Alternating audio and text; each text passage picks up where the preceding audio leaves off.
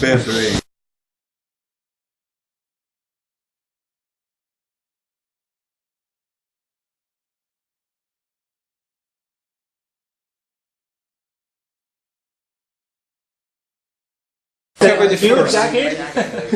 Snow umbrellas.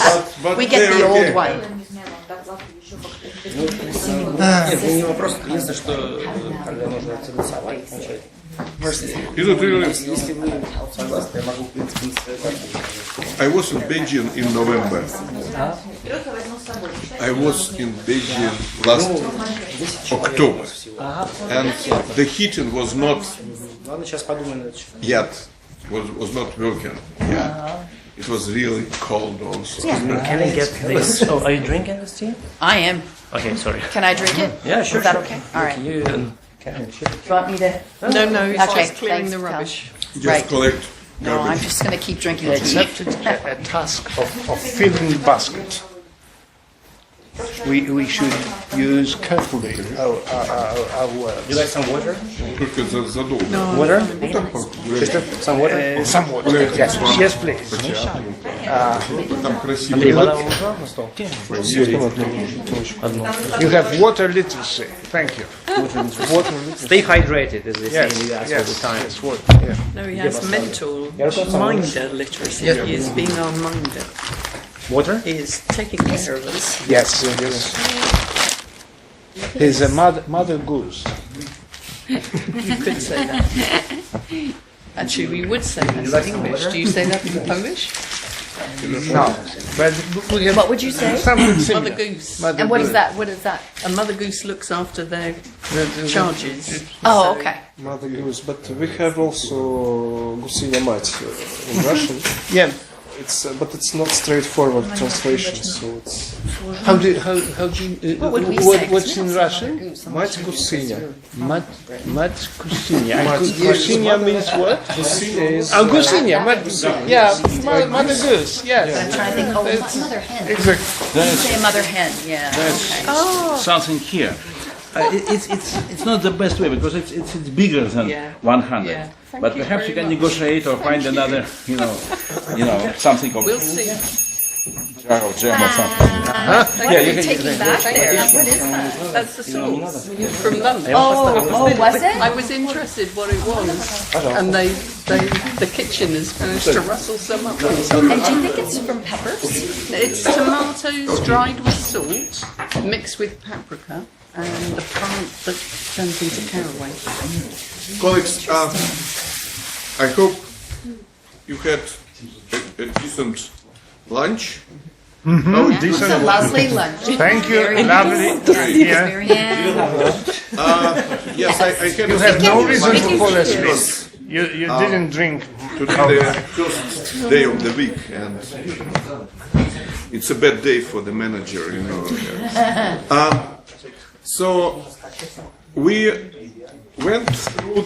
I guess that our discussion on the literacy was really good, and it gives us the opportunity to prepare something more coherent and then maybe distribute and revisit again. And we really would like to have. Yes, I will. We really would like to have the framework, shared. I would say shared framework, at least in our group. And I guess that on literacies we made a progress. And thanks, Lynn. Lynn, right? Yeah. Lynn. Yeah. Lin Xiaoyin, for pushing us to have a framework, and I guess that Christoph and Kyriel's interventions on the illiteracy and Gemma as the means to prevent the risks of social exclusion and so on is a decent framework for the literacy discussion. Now we move to the discussion of these competences, because again, it's, you know, you obviously heard a lot of speeches with different competences. And as I said at the beginning, we need something maybe not perfect, but relatively clear for the teachers and principals. And there are two ways. Let's be open. First way is what Maria did, and it's just Maria and her team reviewed all, maybe not all, but more than 60 different classifications, 60, in different languages. And of these key competences, transversal competences, in the Russian standards, unfortunately, rector of teacher training university left. He has a big university to manage, but when he was a deputy minister, they introduced into the Russian standards such things as meta-disciplinary competences. But in essence, it's the same. It's something like problem solving, etc., etc. So what Maria and her team did, they just tried without theoretical analysis. So it was kind of empirical thing, without semantic analysis, but 60 is okay. They tried to group existing classifications. So is it clear what they did here? So, and they came to these three possible groups. It probably, if you do the same, you would do maybe it a bit differently. But that's one way. And again, there was no theory behind that, just common sense and grouping. Another way that in fact can lead us to the same result, but we have, it would be good maybe to make it now, or at least to try, it is what Lynn suggested, to look at from some theoretical perspective. So maybe maybe you can continue, but our desire is to come to simple list. We could tell that we join the list from defining and selection of competences, which included 4, yes, or 5 key competences. Three broad categories. 3 broad categories. Work in multicultural teams. Heterogeneous teams, work interactively with tools, Yeah. and something about self-management. Yeah. Act autonomously. Yeah. So, how we can proceed? Any words of wisdom on that? What do you think? If we can make it more theoretical, it would be great. We just wanted to go to by the simple road. But we need to have some agreement to do further. Please. I was just going to say that I don't quite see how that sort of matrix maps on necessarily to what I understand of the competencies. But it may be something that if you sort of worked it through, we'd see it. These, at least to me, they seem reasonably clear, and we know that they're not entirely independent of one another, but I think they're also fairly, I think they're recognizable. And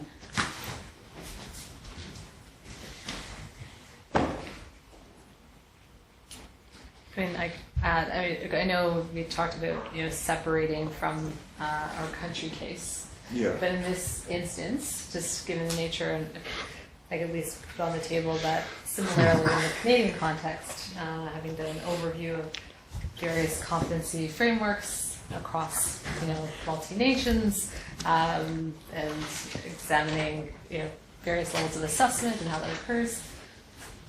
When we kind of rooted in and came to Michael Fullan's work in the 6 C's, goes back to exactly these 3 areas in terms of the cognitive, the interpersonal, and the intrapersonal. And then there was an evolution in the language. I think to your point, yeah, so the cognitive, which you have there related to thinking, the intrapersonal and the interpersonal. Inter and then inter. Yeah. Yeah. Vice versa.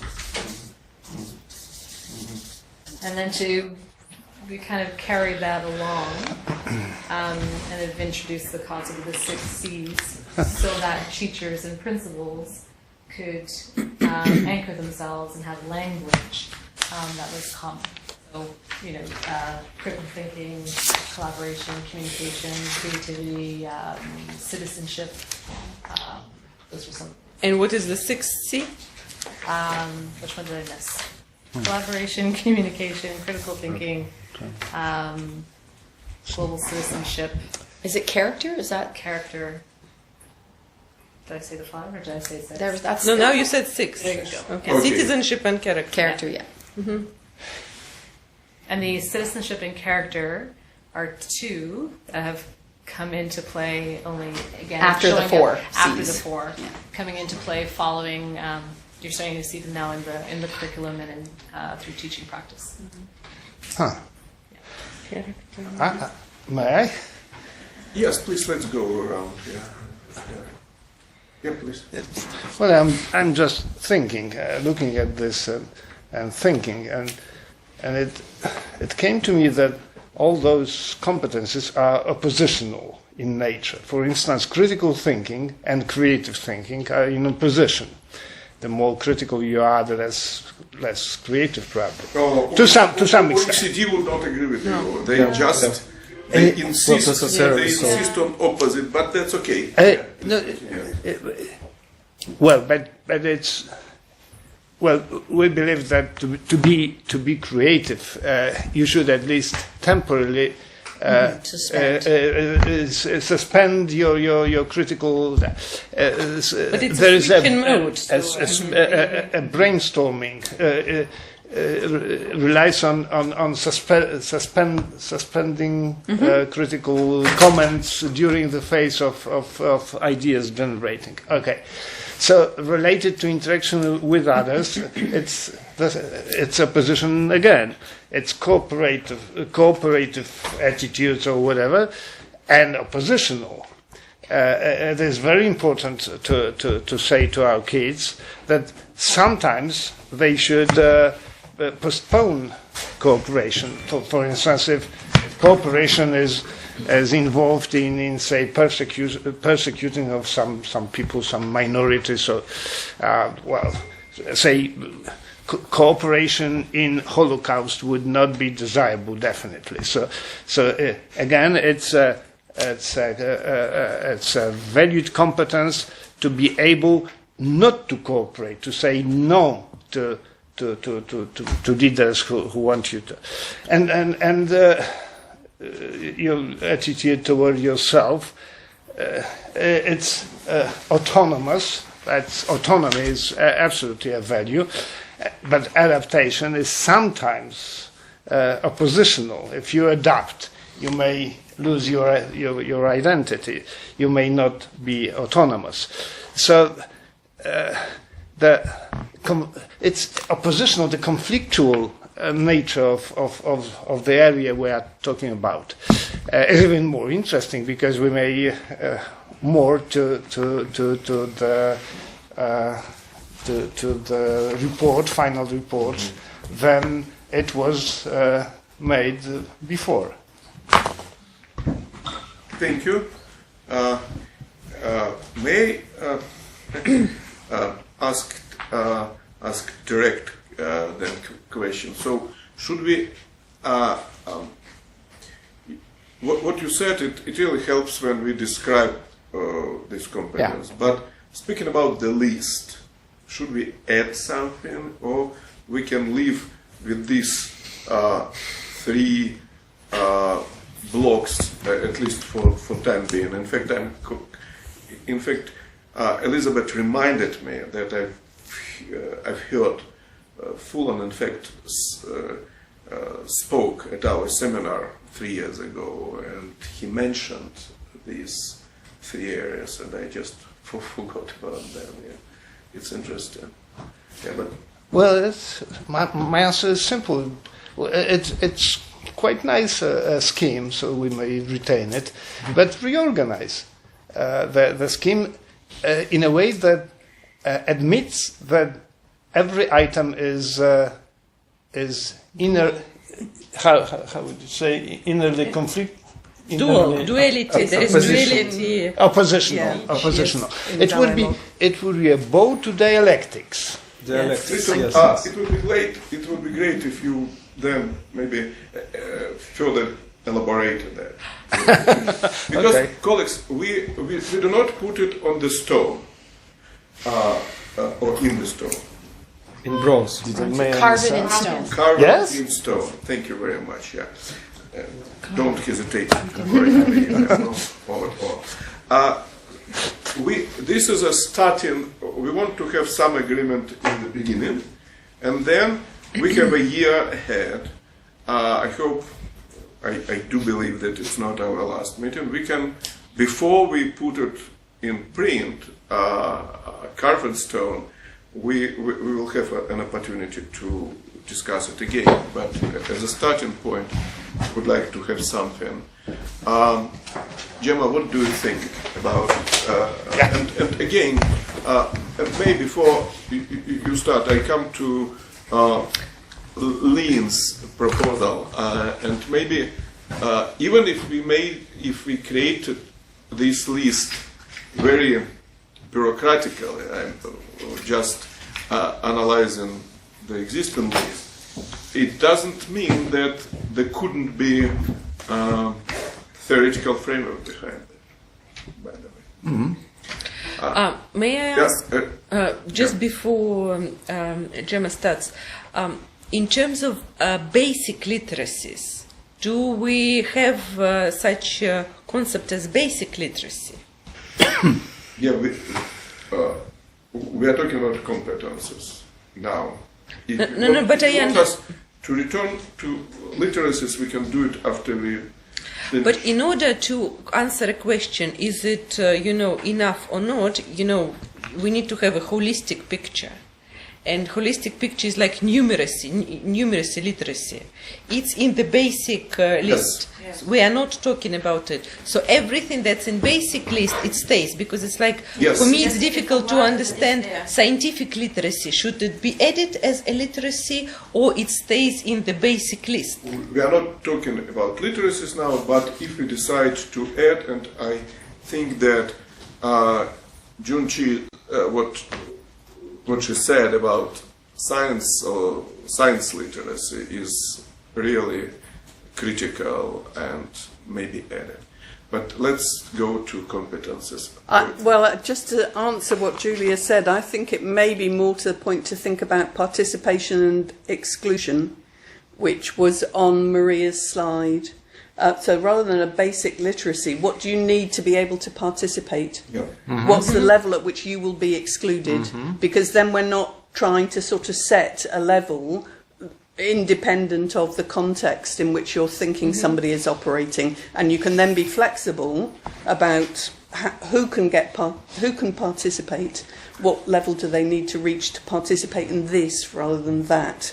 I think participation versus exclusion may do better than simply trying to set a bar on basic literacy. If you do that, you end up where you get to with the OECD and UNESCO lists on functional literacy, and it's never enough.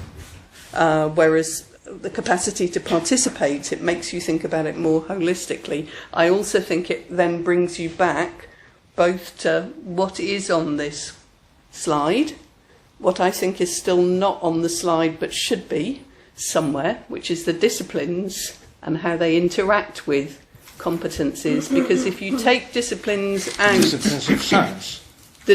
subject knowledge. Subject. If you take disciplines out, what happens is what happens in the UK. You then start talking about competencies only as competencies for work, and we distinguish them from any academic skill set, and we are back with guild knowledge. We are back with what do you need to be a chef. I will give you this, then you can function. Whereas I think if we are thinking about how these competencies apply within disciplinary contexts, I think I've refined what I'm thinking about the literacies list, so that in substantive areas, I would put it in as domains. So is our maths curriculum covering things you need to know for financial literacy? I see. If it's not, why isn't it? So we can then refresh our disciplinary knowledge in a 21st century context rather than getting stuck with what a discipline thought it was 50 years ago, which may not now be good enough. So it's like new discipline, yeah? Yeah. So your idea is basically not knowing Hamlet is harmful, but knowing Macbeth is promising. No, I It's don't promoting. think. I think No? neither Hamlet nor Macbeth matter. yes, but some actually, other. the capacity. But the idea is that to split the capacity in English into two levels, which is necessary for not being excluded, and is necessary for making a progress in a society, right? Being a sociologist, primarily in this kind of debate, what I'm interested in is when and under what conditions is it necessary to know about Hamlet. All right, so that we can imagine there's a social context in which not knowing about Hamlet means you will be excluded. Gemma, but it's not necessary for Hamlet everybody. is an empirical question. We could settle it empirically, but I am asking about your framework. So you basically believe a content of English into two parts, right? No, that's not really what I mean. No, actually, no. what I mean is that you can if you get the principles right, then it doesn't matter what the balance is at any one moment in time, and also individual countries can then decide what they Yes. are. So we're not looking at principles that are set in stone outside a context. To come back to the question that Isaac really asked. Just 2 seconds. I will react because I think that, Gemma, you are absolutely right. No, it's not there. Yeah. Okay. I can use this.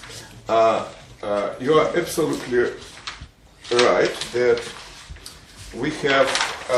I can use this. We have this. What we call new literacies, and we have key competences.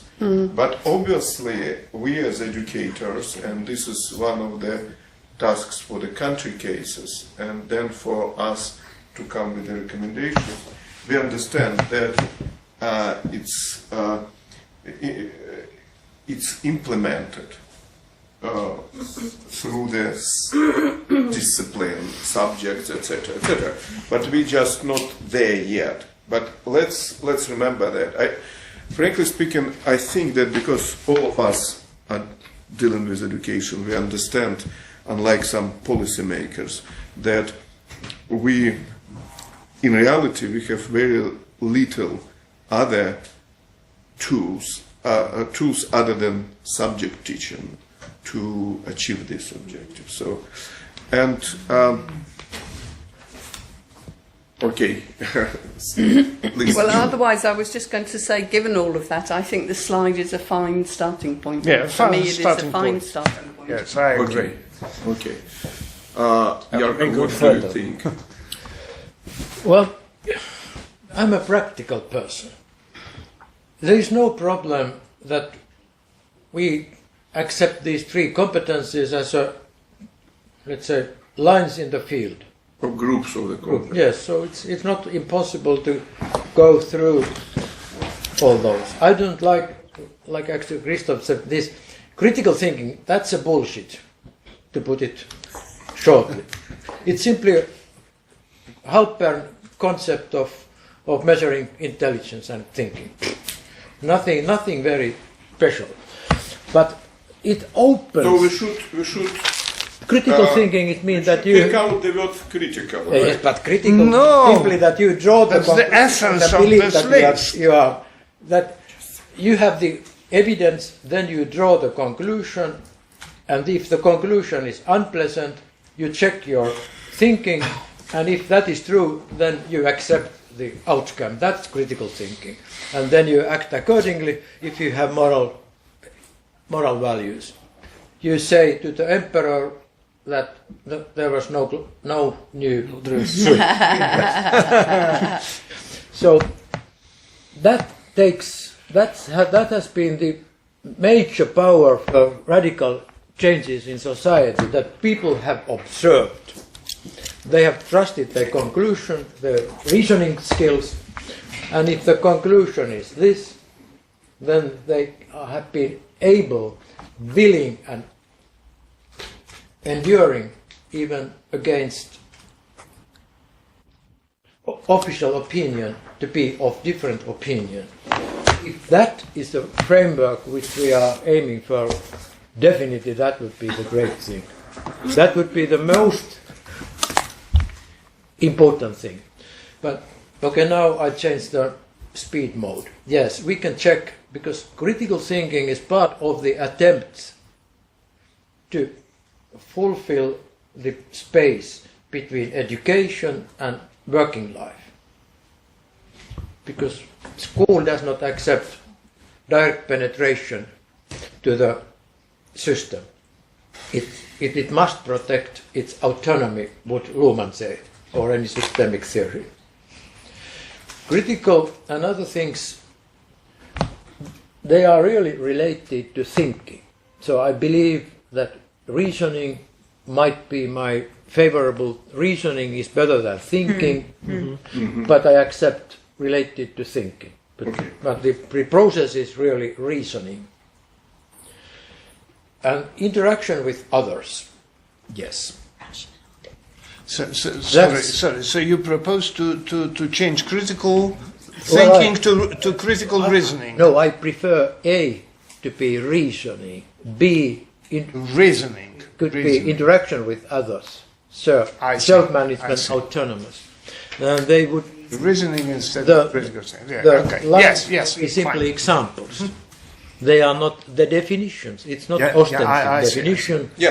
But if they are examples. If that is accepted, then that tree model is quite workable. Okay.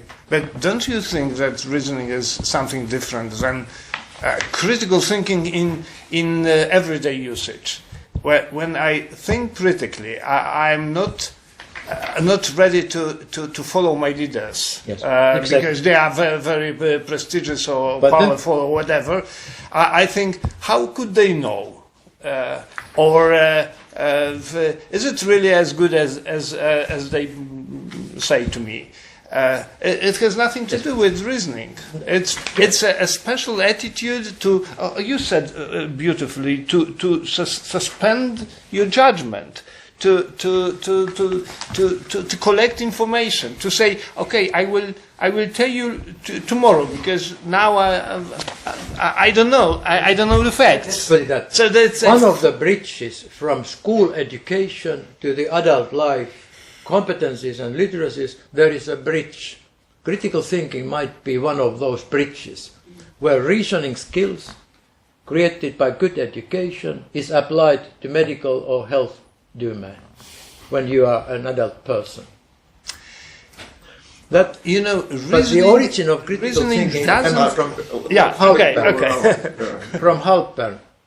I mean, she has made the test for critical thinking.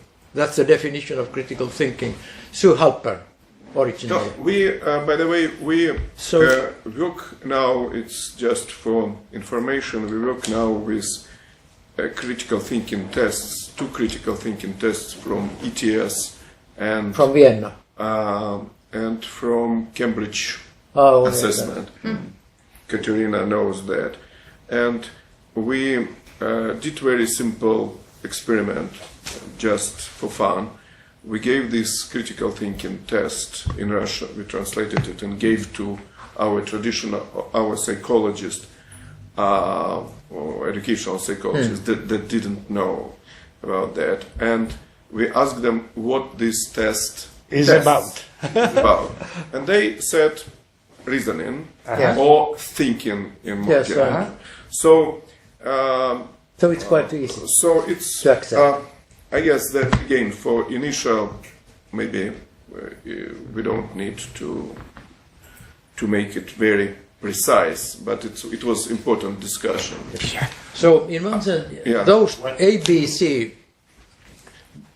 as a topic, the bolded one, they can nicely work.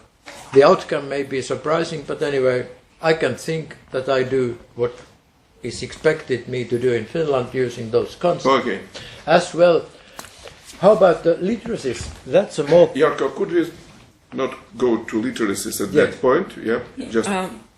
Yes, I can Let's- prevent myself. That's called self-regulation. Self-management. But you Sorry, just wait for a second. Yes, Relatively good. we go around the table, and Yunchi, what do you think about these three blocks, and maybe how can we justify them? Because indeed it looks very empirical. Yeah, I think many of participants already mentioned about the country dependence of competency. Of course, we can say the competency for 21st century would be a kind of general, but from some perspective, we can find some kind of country context dependence. Along with that line, I think we need a kind of goal or vision of education. So at the end of the whole education, what kind of person or what kind of manpower we would like to as growing up. So in Korea we have it's not a good example, but in Korea we have some kind of happy person who can blah blah blah blah, and then we can write down some competency they should have to be those kind of person. So if we have some kind of describe which kind of person who will be good adapted to 21st centuries, then we can check the validity of the competency as you write down.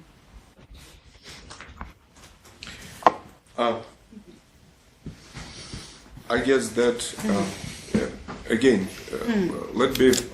it's important, and I guess that it deserves to spend time a bit. So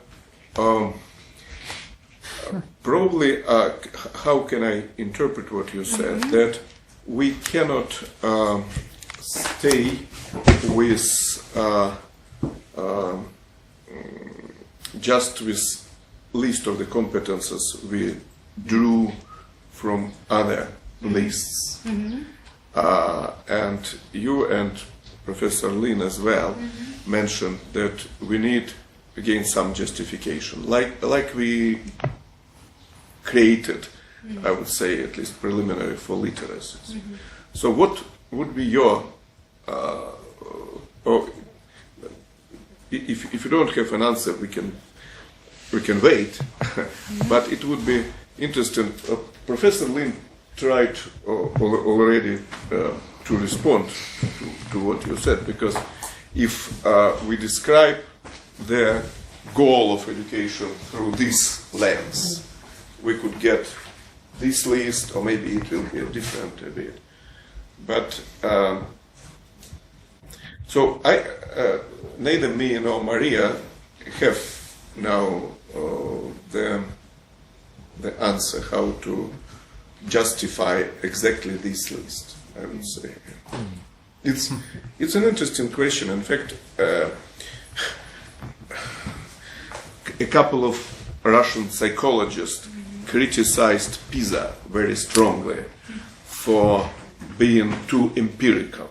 They said, what is the theoretical notion of literacy that you use, and how do you? Yeah, and Schleicher didn't give an answer. Yeah. But it would be great to have some justification. So maybe Lino Chinhua could comment also on that. If you create the list, what you change and why, I would say.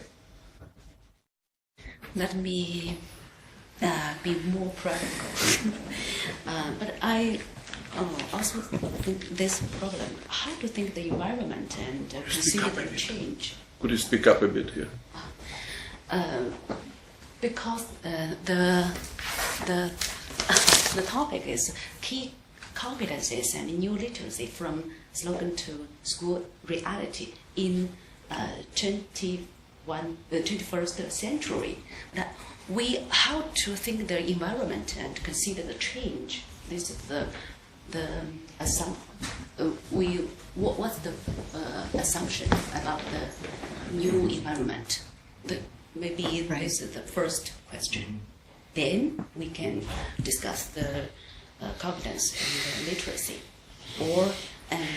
And another question, I think the competence and the literacy is, we discussed, is based on the existing disciplines and subjects, such as mathematics and science. Maybe the category or types is not good for the new area.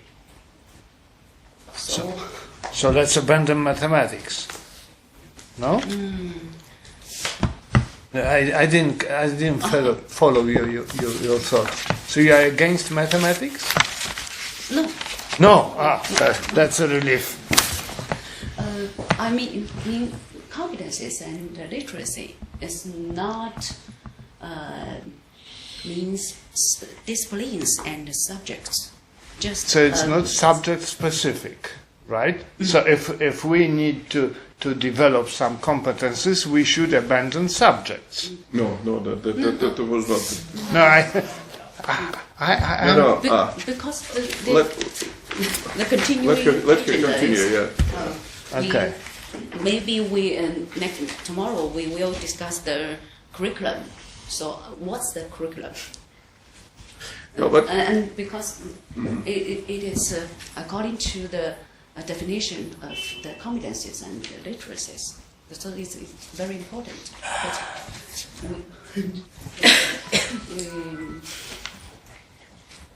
we know the good differences between these two words. Colleagues, maybe we can test scores in every subject. Maybe we can in the world do the following. We can have it for at least for today. As well. And what Japan, Singapore. What I understood from Yunche comments and Professor Lin's comments, that it's important for us as well to have some justification of these three blocks, not just to say that we did a synthesis work, which I praise Maria and Katin for, but we also understand why these three blocks, we have some justification. And maybe tomorrow, when we discuss the big national ideas on key competences, we can look and revise this list. So maybe we can pause here the discussion on the key competences. Let me simply add, the work which you have done going through these 60 or other pages is something which is a very rare and important as such, because you have been collecting the facts. The interpretation, what will be tomorrow, is another thing, that's discussion, but if you have done the work which you have done. That's already a part of a chapter or paper or anything. It's not just preparation for something. It's making a paper. It's making a contribution. Okay. Nobody has done it. No, I guess that many tried to do that, but maybe not to. No, but the result would be something which everybody accepts at the very moment. That's most unlikely. But the work must be done. Otherwise, there is no way we can make an agreement. So the valuable work is already in your presentation. Nobody has done it. Thank you. But again, we did. We are co-authors. I hope. So let's be very frank. It's one way of doing things, and just to say that we processed everything, it's a synthesis work. But then it would be great to have some theoretical or logical explanation why we have these three, and Holy Trinity. why, for example, we don't include here moral values as a separate thing. Or I would say if you show this in Russia as a key competences, there would be, the Holy Spirit. I guess that 50% of the experts, or There must be an answer. not sure about the experts, but 70% of policy people would say you don't have here patriotism and a special or national identity. Yeah. I was just going to say, I think it, in a way, what you're saying goes back to what at least I think I'm hearing from both our colleagues over here, and that is, you can't think of these sort of in isolation from a goal. Like, what is your objective? Yeah, that's so if your objective is Junhi is saying, you know, what kind of adults do we want? Or if your objectives are something about what people need to be able to instrumentally do, then you tie them back to that. And so maybe, you wouldn't see, I don't think you'd see patriotism in our country list, probably. Maybe. Canadians are... Okay. And so that's where you'd see differentiation, because the goals aren't all going to be the same. The point is that we just have to make our assumptions clear, and those assumptions were actually made in Julia's presentation at the very, very beginning. That we are moving to a more flexible, more uncertain world, in which we have to be happy, and that's the assumption. And efficient. And the other piece, although I know it was related to the literacies, was this notion of inclusion, right? I mean, I think. Michelle, you're absolutely right. And it's surprising that we were able quite quickly to come with to some justification or goals related to the literacy.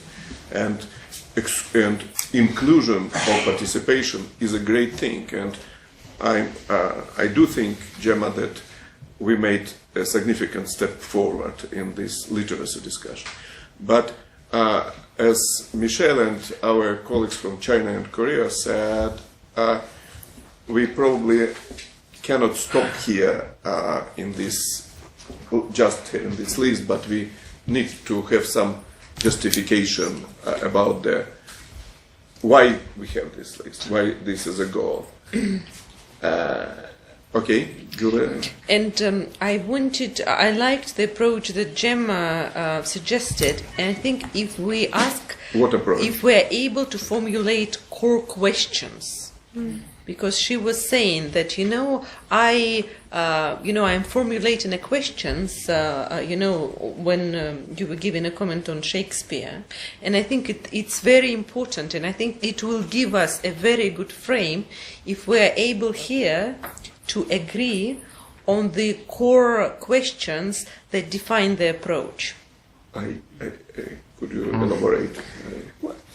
I mean, I think it comes back to actually what Julia set as the purpose at the start, and I think this is going to be easier to do if we concentrate on the purpose as set out, which in a way is almost local.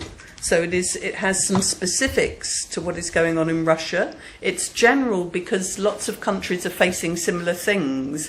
But I do think, Isaac, that in the flip chart you used when you started us off this afternoon, so it's the framework that is fit for the purpose for the funder, the individual countries, and then out of that we can then build some transferable principles that can both help you and also help us in our own different contexts. I think that is easier to think about it that way round.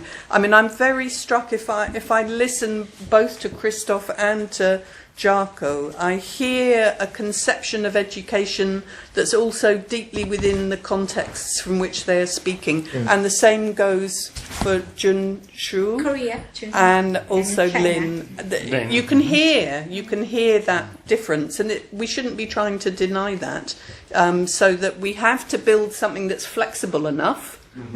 We're all about flexibility. It has to be flexible enough that it can be reappropriated and adapted in our own contexts.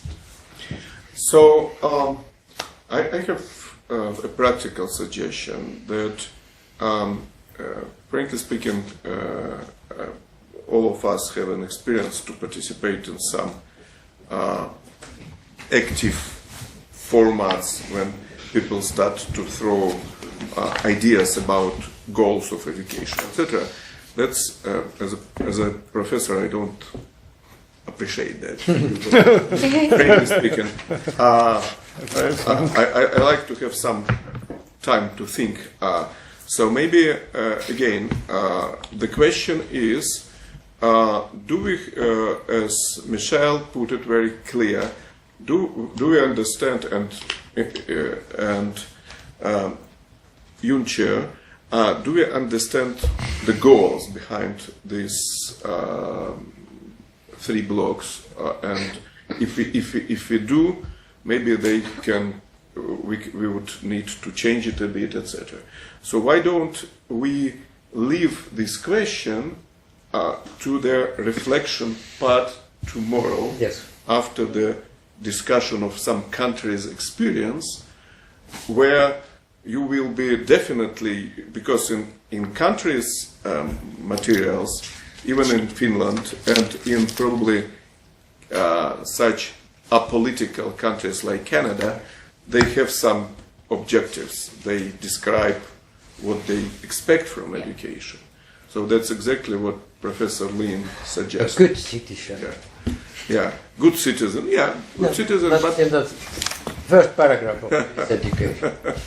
So why don't we reserve some time tomorrow after the discussion of the cases, before next steps, so 1 hour, to make a preliminary agreement of the framework on the key content. How does it sound? Yeah, sounds reasonable. Super. Then I ask Maria. That you have this set of papers, and if you open page number 3, and everyone can do that, and who doesn't have can get. You need numeracy. Numeracy, yes. To count to 3. Yeah. The trick is that pages don't have numbers. No, 3. Page don't have numbers. Then you need to have a probably critical thinking as well.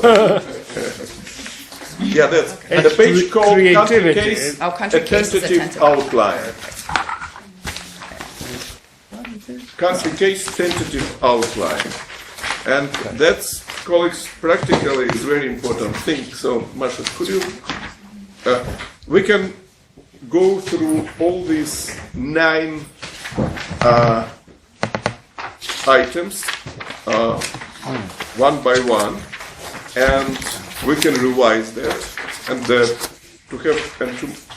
Maria, based on your comments, will make a final version, and we put it and we carve it in stone. Today, I'm not sure how. Oh, by the way, may I just distract you from this important discussion about the stone? when you entered institute, did you see the monument? It's outside. Have you seen? No. Outside. That's the first in the world recently opened monument to peer reviewers. I walked up, it said revise and resubmit. Oh, And accepted is on top of it. Yeah, and But and by you the rub way, it, it the has paper will it has a accept magic energy. So if you kind of accept is on the top. You cannot see it, but you can touch it, and if you touch it, you will be lucky with your next submission. And the story of this monument is very funny. We had an ugly construction because there was a bomb shelter, and it was kind of a ventilation tube from the bomb shelter. But the bomb shelter now is not in use, so we had this ugly construction. And I asked my fellow colleagues in institute, what should we do with that? Maybe some suggested just to paint it nicely, like Rubik's Cube or something like that. And one guy, the head of our sociology and higher education center, suggested to create a monument to peer review, because he got 3 revise and resubmit responses from, and with very long, lengthy reviews. So we said, well, but we don't have money. So he wrote to 2 Nobel Prize laureates to get their endorsement. They endorsed it, and then he had a crowdfunding campaign, and he collected money in, I guess, 15 days. So it's a result of academic crowdfunding, and we open it. It was peer funding. Yeah. peer funding. We didn't ask your foundation, by the way, for money. And we opened it recently. Accepted. So you can, I missed it. Okay, so I just wanted us to have a small break. Maria. I'm not sure whether we should go bit by bit or item by item, because I think we can group items into 3 or 4 blocks. The first 2 items, 1 and 2, they fall into some section on background, philosophy, and scale of the reform. So here we should describe our whys, why at all it was started, and what was the reasoning behind the reform, and was the reasoning related like to economic competitiveness of the country, or to social justice, or something else. So why? And the second item, or the second question, which is formulated here as the conceptual framework underlying the transition, is about what actually was changed and how comprehensive was the reform, and how is the reform, what parts of education system are involved, like is it only the curriculum, or teacher education, assessment, or everything. And here we come back to the question about the list of competences, and what list of competencies your country thinks most important, and why are they relevant for your country. The question that I'm not sure about is how deep we should go here into legal matters, because any reform is supported in legislation, or almost any reform, but I would not like to make our report very much legally oriented. So these are the first. This is the first section. So background and philosophy of the reform, and it covers 2 first questions in our outline. Any questions, comments? From below is definitely not correct. From side, if business community is not from below, you cannot have any model where the effect from business community is from below. From side. They are from side. Are you below? No, you are above, definitely. So I'm from the side. All the time. No. So it's wrong. It's wrong metaphor simply. Parents constitute another problem because they have the right to survive and to protect their children and take care of them. So they are from the side, but industry is from outside. I prefer that inside and outside. Above is of course true because all the countries schools follow legislation. They get a salary for that. They get fired if they don't follow the regulations in Finland at least. They are civil servants, they must obey. But not fully, but they cannot make legal mistakes. They cannot teach, let's say, alternative truths in schools. That's not possible. Well, but in some systems there is some room for teachers to implement. There is a core curriculum, but teachers have, yes, we have that. some freedom, and it is reasonable to ask whether they use that room to simply extend the curriculum or to modify it. So I believe in some countries this issue is quite productive. But actually, Jarko's categories from above, from inside, from outside actually work, because then in the English context at the moment there is a lot of room for private companies to influence the curriculum because they now have a role in running schools. Right. But I would call them external partners. Rather than they're not the teachers who are inside the organisation. And I think it is worth trying to make, from my point of view, in an English context, it's worth making those distinctions. But don't you think that private schools are more influenced by parents and local communities than public schools? It'll come out in the case studies. This is not private schools, it's publicly funded schools with private suppliers. And there's a very specific curriculum dispensation in England at the moment which notionally allows schools freedom to depart from a state curriculum. In fact, nobody is really taking it because of the assessment system. So the distinction is still valid. I think inside-outside works better than from above-below. Okay. That's all. Okay. Yeah, in Korea, I think it's better I believe it. explain. Well, we are obsessed by the central power and what the minister declares. I'm against from the start. So sometimes I say, okay, he was right, but normally. So I like very much this distinction above, below. And of course, one of the peculiar features of present educational discussion is that the industry and the employment world is really facing a problem of the demand and supply of manpower.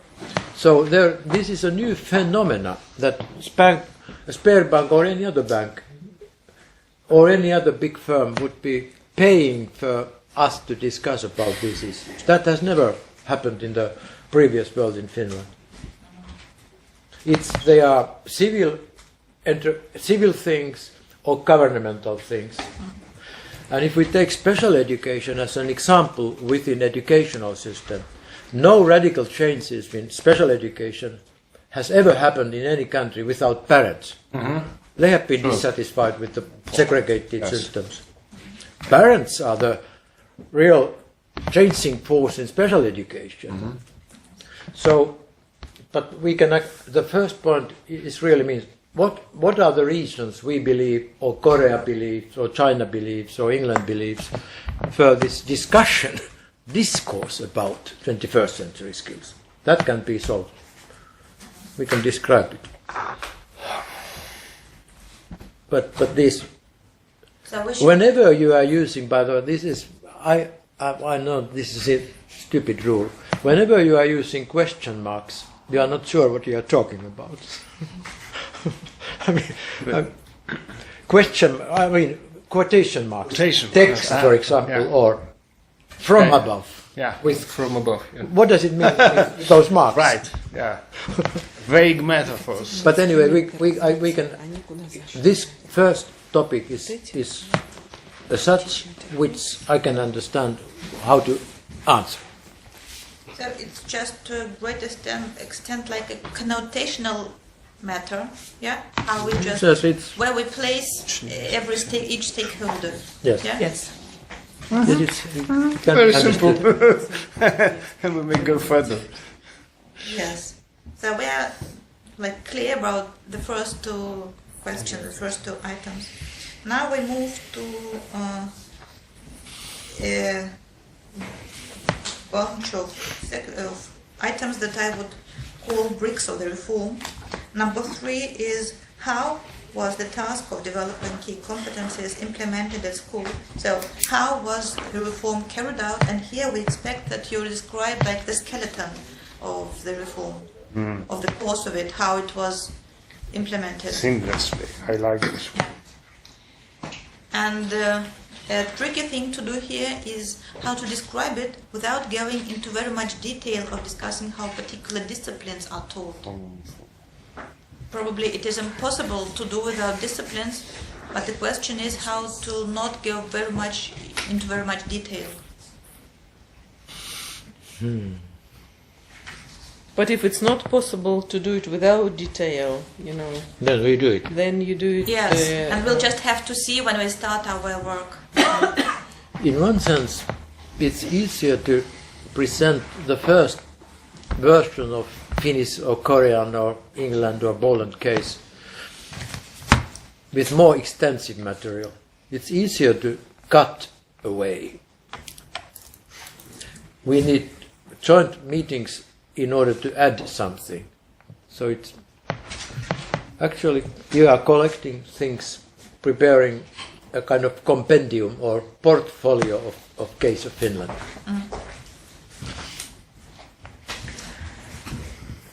Well, let's do loose.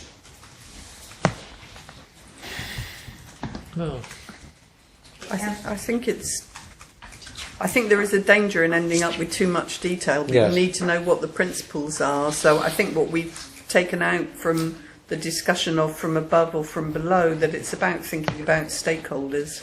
Who are the stakeholders who are in a position to drive change and how are they doing it? I can imagine there can be some context where business has no part in driving change in schools. It's irrelevant, but there may be other stakeholders who are important. So knowing that stakeholders, who are the stakeholders in your system that are capable of eliciting curriculum change really matters. My idea about question 3 is about understanding what are the levers that drive change.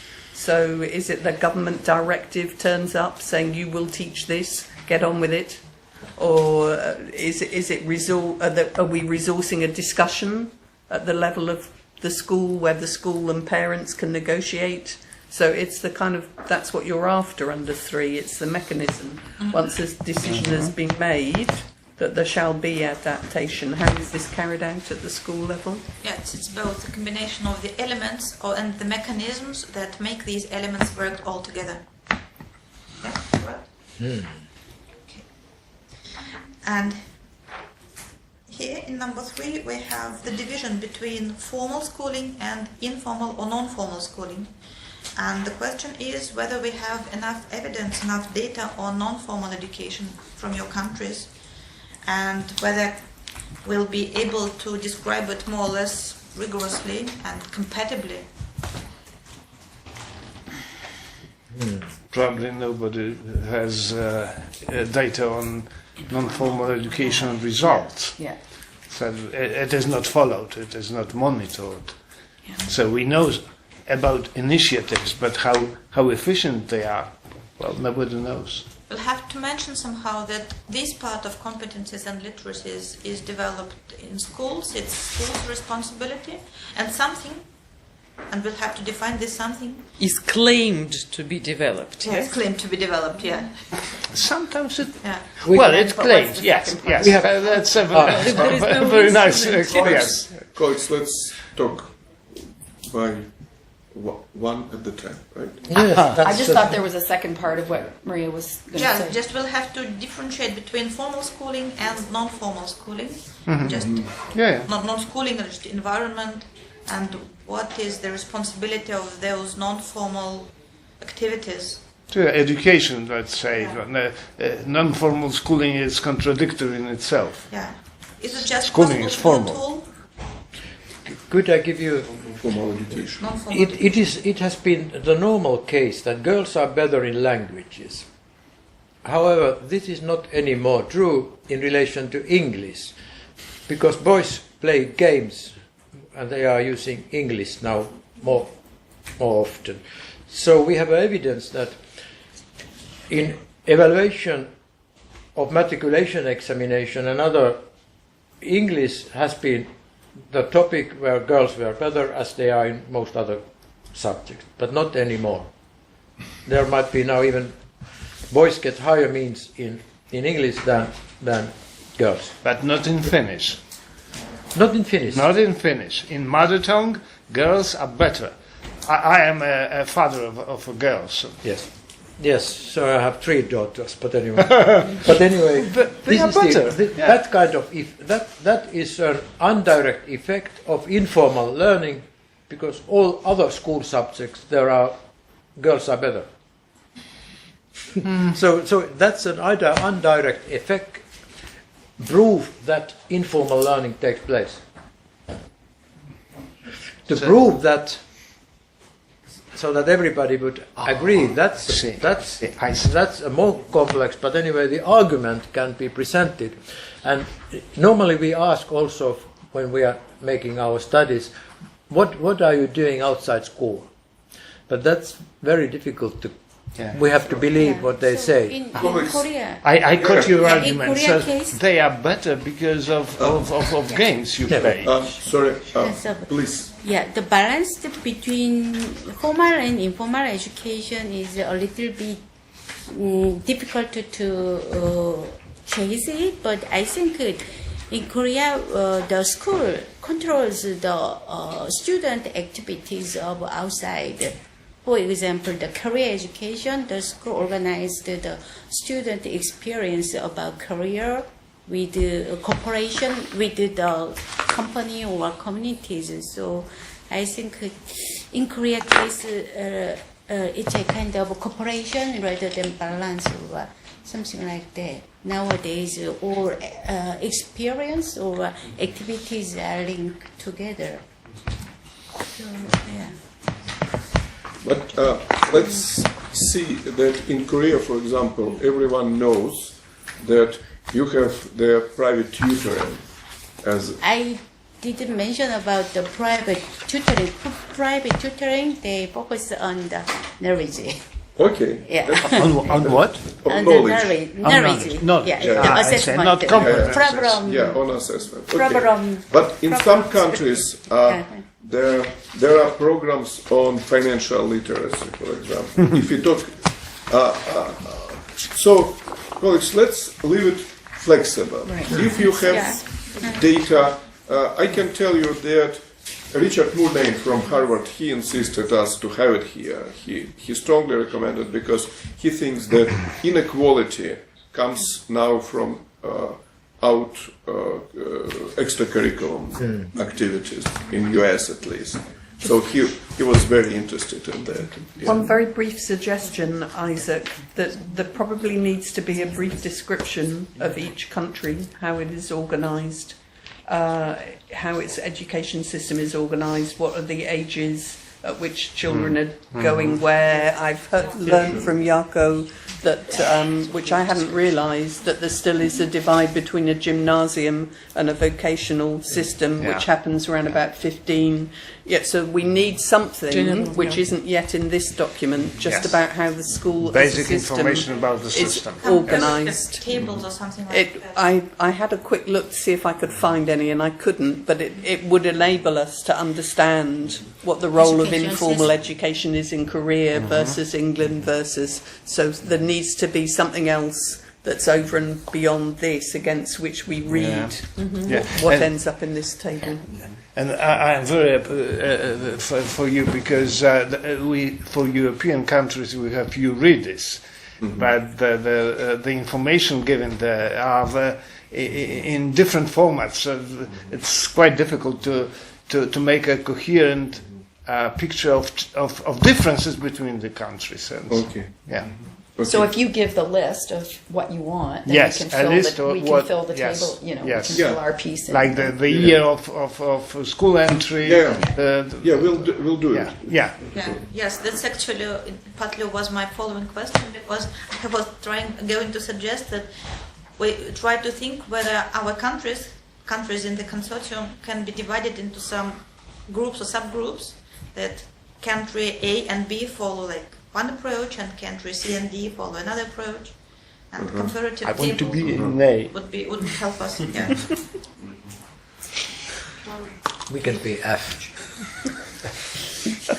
So another brick in the course of the reform is the assessment system, and any way we have to describe it, no matter whether it was changed during the reform or was not. So we should talk about whether assessment is compatible to the contents of the curriculum and principles of the curriculum. And we also should be able to make comparative tables, compare all the countries, probably by the type of skills and competencies that are assessed and by the age of pupils. So just everything that relates to assessment Yeah. across these competencies and skills. And finally, another brick in this section, this is the brick section. It is about teacher training, because it is the most probably essential component of education. And we just should describe it.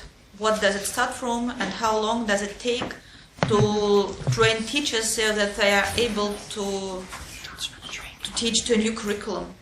Jarkko managed yesterday that in Finland it took about 30 years. Well, it takes at least 15 years since the parliament makes the agreement to change, because then you have to change the curricula, publish new textbooks, and you need at least 3 terms before teachers learn to use that, and it may take at least 10 years, maybe 15 years. When any new reform is being implied, so that you can say that the effects of the school is due to that. So simple. You cannot have quick results Yes. So after the new legislation. Yeah, I That's would the like right to, salary. I would like to add something Yes, about salary. Salary. teacher Salary. training, because Training or salary? yeah, in Korea the official teacher training course, we found it's inefficient, because just the government organized the teacher training course 60 hours, and they put all teacher together and lecture, and they think it's done. But it doesn't work, we believe. What working system in Korea is teacher help themselves. So they make some kind of a network using SNS or a website, and they teach each other, and that's, I think that is really help to change the schools. So I think if we say teacher training could include those kind of teachers, some Yes. kind of a self. It's teachers networking, teacher, the duration of teachers' education, like the level of education that they should attain. I mean the level of education by themselves. So they organize in small groups, Small right? groups. And then they develop some topics, some methods, new methods. And They visit first each they- other at the classes, right?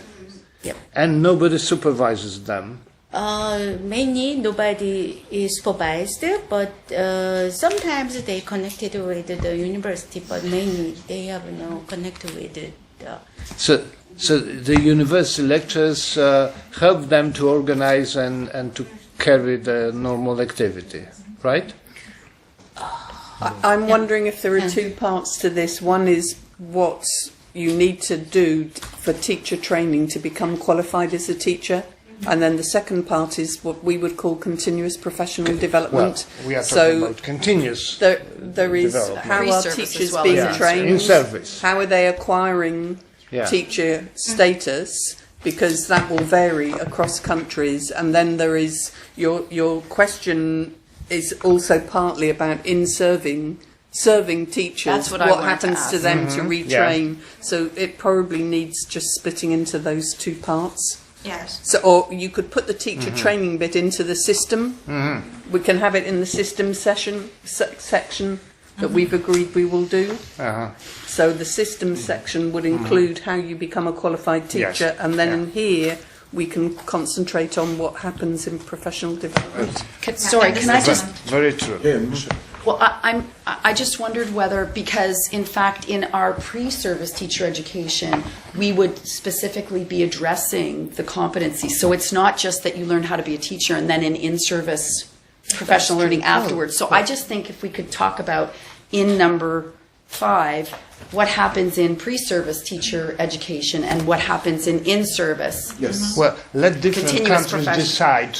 Well, in your country, you do it everything in service, but in No, other no, countries, that's- it may be that in service is equally important. So. I'm saying that we should do Both, yes. Yeah, that's in service. Well, I'm just suggesting that number 5 seems to include both pre-service and Gemma in-service. suggests to split it. It doesn't matter. I mean, I think that there are some elements. I think if you start thinking about how do we characterise the systems that we're working in, there's some collection of data that can go on around that prior to these questions. And if you think through the one, then you may find some adjustments.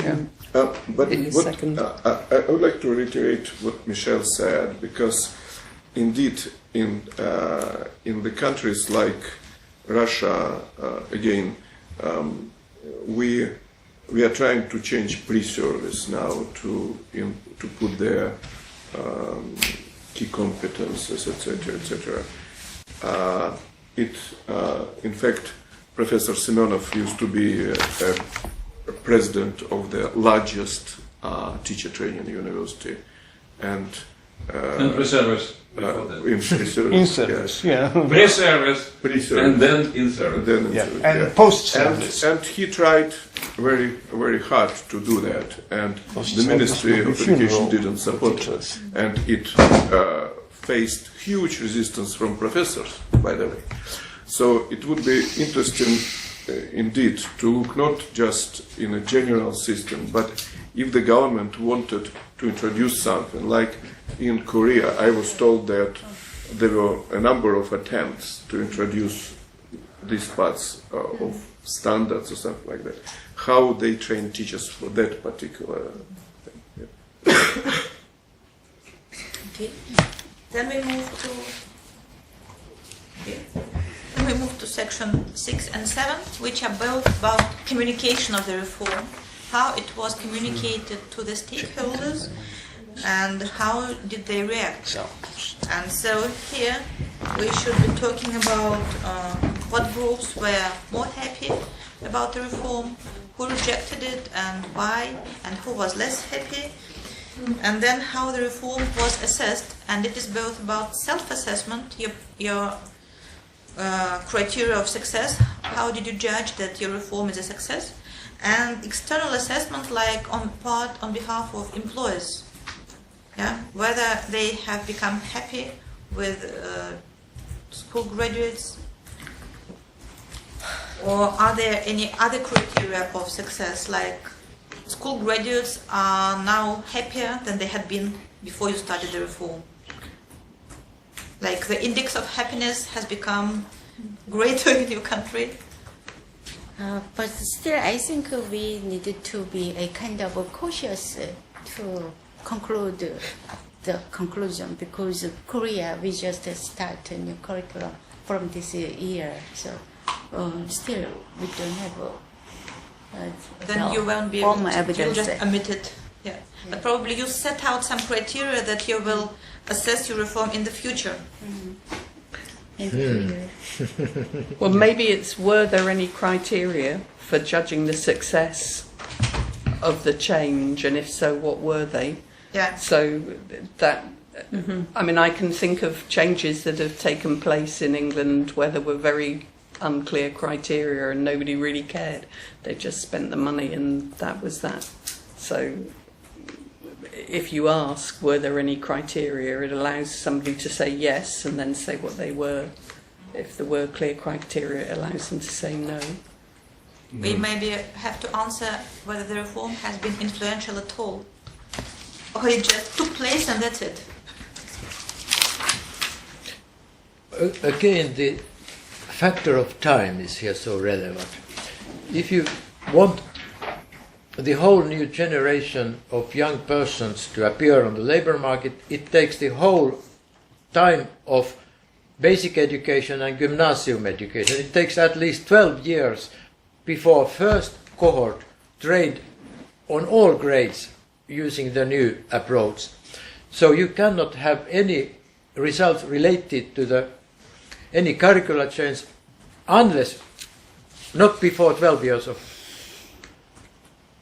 But that's a judgment, Jaakko, and in England we have had numerous reforms that have been driven by politicians on a politician's time frame, where the evaluative criteria have been laid out reasonable or unreasonable. Yes. So actually what you want is the description of the criteria in play in a particular country. So maybe Finland is working to long timelines, which is worth recognising. They are impatient as well, but anyway, that's the only true evidence is possible to get when everybody has been trained in the new system. Not before that, you get a mixed result. You have a compound, you have an uncontrolled experimental situation. And therefore this question, basically I would say that there are no country in the world who has really made a radical change to our 21st century skills. We are quite far away, quite on there somewhere. But do you know, after reading your material, do you know any country which you would say that that country is a good example that 21st century skills have been taken seriously into account, curricula has been changed, textbooks are reformed, teachers are trained? Are there any country in the world? Do you know?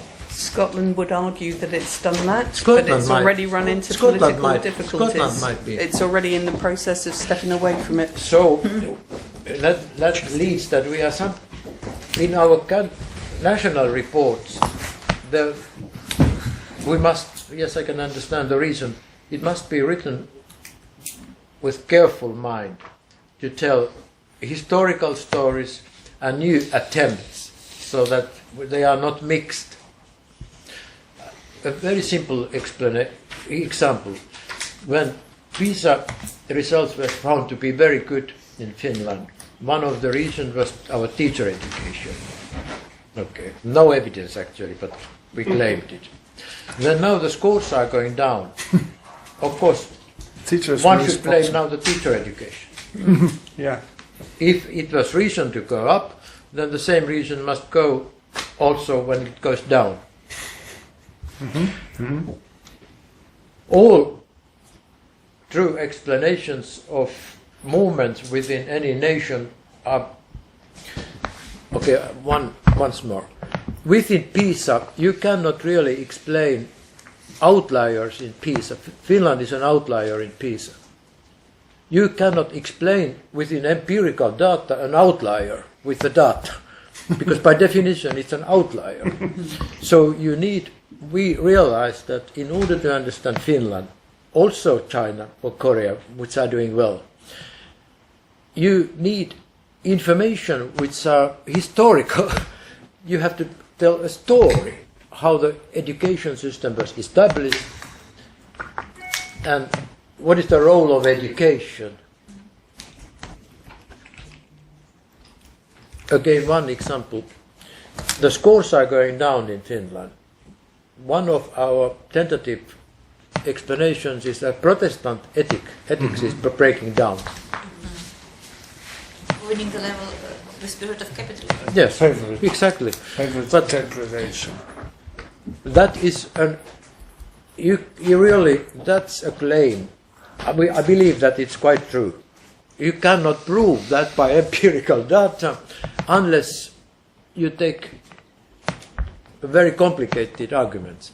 We are trying to figure out that, but therefore there are in this country reports there are true stories and good intentions which must be specified, and this goes for how the transition was communicated to the stakeholders. If there are no country which has done this change, so you could not communicate that. We are in the process of introducing. You may communicate later. You may always communicate to nobody. It's the easiest way of communication. However, as a case report, this 5 and 6, they are so clear that we can write a report.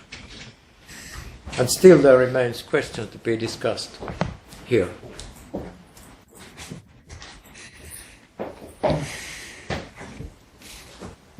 We are now dealing mainly with good intentions. The topic was here, which was in your paper, from slogans to school reality. So far, a lot of slogans. This part, then we can just compare our slogans and to see if they coincide. It will also be an interesting result, because if they coincide, there may be some truth in those slogans.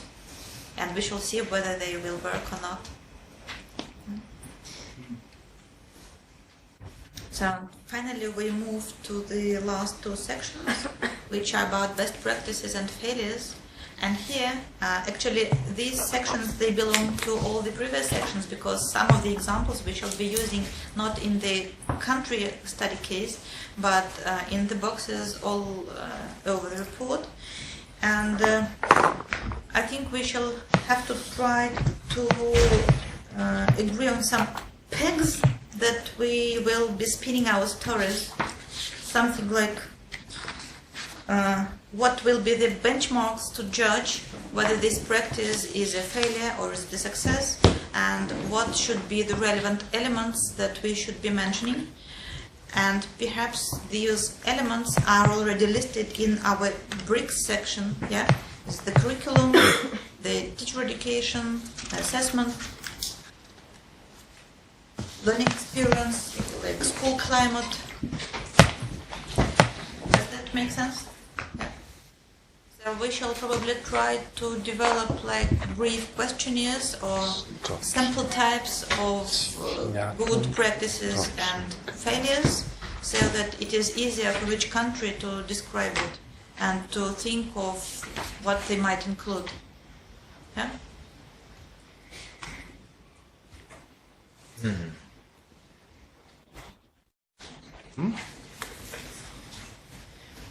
And so we have now finished.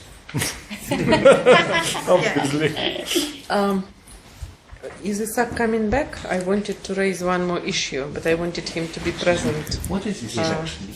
Huh? Yes. Spring. Yeah, spring source. I have just one. Yeah, I think Isaac is coming. I have just one suggestion. We have lots of things that we need to compare, right, between the countries. So what would be try to compose some lists of what can be categorized, what can be compared, what can be classified, so that we start our writing exercise having these lists in mind. Yeah. So are you thinking in your mind of like, if we were going to, with some of this at least, you could sort of create a big table Yes. Where you something would like see that. those elements down one side and Yes. the countries across Yes. here. And so what would those things be Yes. that we want to put down that side? And so one of them is, I mean, it's just a description, but it was sort of what is the system of education? I mean, that was just a background one that we identified. But is that what you're asking, Maria? And what Yes. we might, yeah, okay. And A we huge should try matrix. To, yes, and we should Yeah. try to prepare such tables right after our seminar. Yeah. Okay. And probably Okay. we shall also prepare some sort of Yes, and you questionnaires, can get. like with some sets of answers, so that they can choose from and to go to. Yes, yes. And you Well, will so provide us with this matrix after our meeting. Yes, after our meeting. Well, within some. Yeah. Okay. Yeah, well, and I I'm don't not- know, do you, and so the questionnaires, you're thinking of something that would then, Pop-up lists. There would and be. I'm wondering if it closes things off too much, you know? I just don't know. I'm Yeah. not sure whether it will be helpful or on the contrary. Yeah, because finally we'll have to do something with all the texts that we get. Yes. Yeah?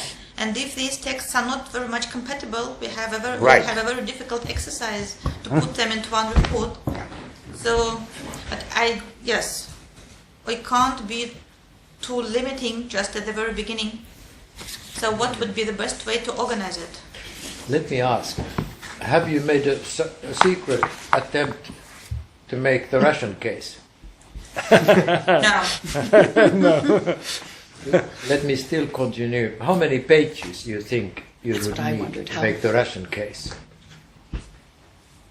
Do you need 1 page for each question? That's 10 pages. Or do you expect 50? 2 times 2, it's 20. If you have 3 pages for each, then you have.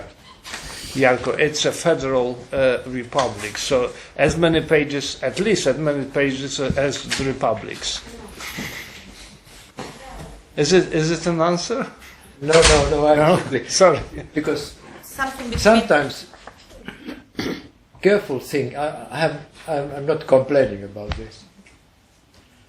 But still, I have been doing these kind of works 50 years.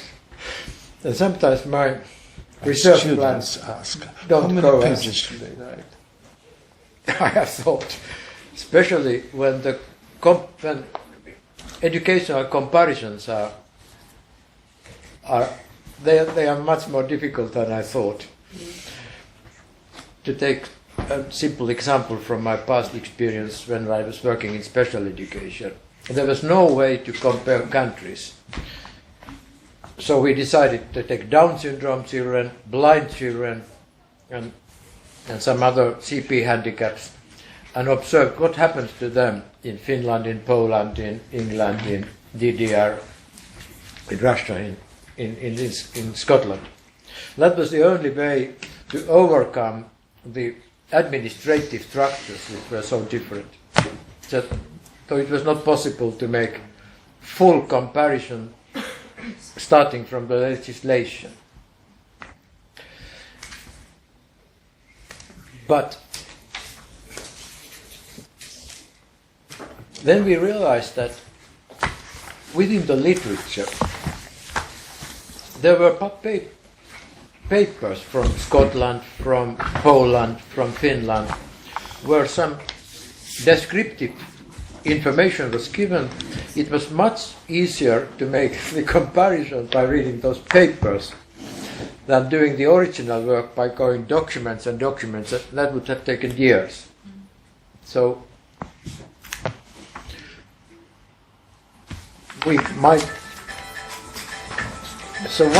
we don't yet know how condensed or concise these reports will be. I tried to make in my head how many pages I would need for each of these. And the minimum is half a page, so 500 words for each the description. And that would lead to very abstract descriptions. I can do it, but What were you thinking, Maria? I'm thinking something between 1 page and 50 pages, and I think about That's a maybe Solomon answer. 3, 5, 10 to each question, depending on the question, so that you don't have to be too concise and omit the details that are necessary to understand your case. Yeah. So about 20 pages. About 20 pages is the conclusion. That's not impossible. That's not what? That's not impossible. I mean, I was just saying to Elizabeth, I think that what you've laid out here is pretty clear. So to me, I feel like... So you know what to do? Yes. That's good. That's good. Yes. But I would like to add some, maybe, I don't like to add some question, but why don't you add some kind of conclusion of each country case? Conclusion, because she suggested examples of best practice or failures, but mainly what you want to know is what the factors or what aspects can make your own system success to implement the new curriculum or the competency from slogan to school reality. So we may analyze our case by myself, and we can point out the good factors or a good perspective of to success. So that's what I mean, the conclusion of the each country. I think that's a good point. I actually wanted to introduce the possibility of extending this, and I have 3 questions on my mind. First is we've discussed the question of, briefly discussed the question of values. And I think for us it's very important and interesting to understand how this is tackled on the country level. I mean, what is the approach? And I think it will be valuable for everyone. The only thing is, I wanted Isak to be here because it's such a tricky thing. I would say that first of all, we would have an internal discussion and then make a decision, whether we want to make it all public or we think it's such a difficult matter that, we will...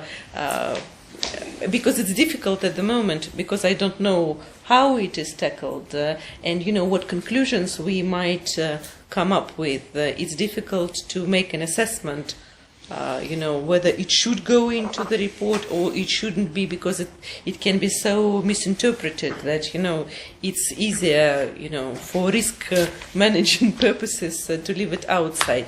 That's one of the suggestions. The second suggestion is I think, and again, this is just a suggestion, but there is a big issue with the inclusion.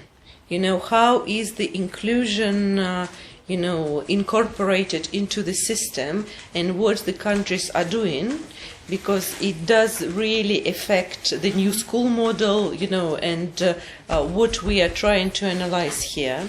So that's the second question, I wanted to raise. And the third one, I think maybe I've missed it, but I think if a country has a very important and big project coming in the near future related to this topic, I think it would just be important to, to mention it, because if we wanted to continue the research, cooperation and all the stuff, it would help to provide the... And you mean by inclusion what? It's how the system is dealing with special children. Okay. Special needs, yes. Special needs. That's a part of general and I think it's also part of the, I don't know whether it's new competence or new literacy, but we need to... The system simply. Yes. It is characteristic. Think about it, yeah. That's true. What I don't understand is the notion of value. You mean like in Spranger? The spiritual, I know. Do you remember this? Yes. The specification. Yeah. Or some other notion of. What do you mean by values, and how should we report on on them. Well, I think we need to agree on what, But value means what? What I believe in? Yes. National profile in smart What a scale. person believes.